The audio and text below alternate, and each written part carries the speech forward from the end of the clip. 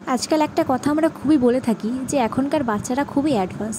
না আমি যদি বলি এখনকার বাচ্চারা অ্যাডভান্স না আমরা গার্জেনরাই অ্যাডভান্স, তাহলে চলো হঠাৎ আমি এরকম একটা কথা কেন বললাম সেটা অবশ্যই বলবো। তার আগে বলে রাখি, আজকে এসেছি আমি মেলায়। এই জায়গাটার নাম আমি সঠিক জানি না, তবে এইখানে মনসা পুজো উপলক্ষে আজকে মেলা হচ্ছে।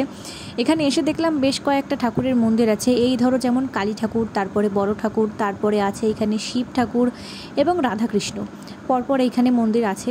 তো যাই হোক, এখানে আজকে হচ্ছিল মনসা পুজো উপলক্ষে মেলা, তাই এসছি দাদাদের সাথে।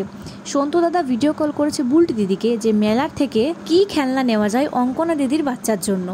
তো এদিকে বুলটি দিদিও ভিডিও কল করে দেখানো শুরু করে দিয়েছে, আমি তো গিফট কিনেই ফেলেছি, তুই এরকম কিছু নে। আর দিদিকেও সেই জন্য লাইনে রেখেছে। আর আমার বুলটি দিদি তো বাড়িতে থাকে না, তোমরা কম বেশি সবাই জানো, সে থাকে হাজব্যান্ডের সাথে সেই মুম্বাইতে।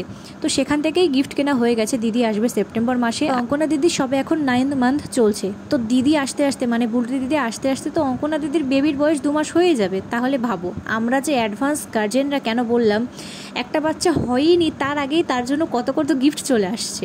তাহলে এক্ষেত্রে আমরা গার্জেনরা অ্যাডভান্স হলাম না বলো? দিদি তো গিফটটা পেয়ে খুবই খুশি।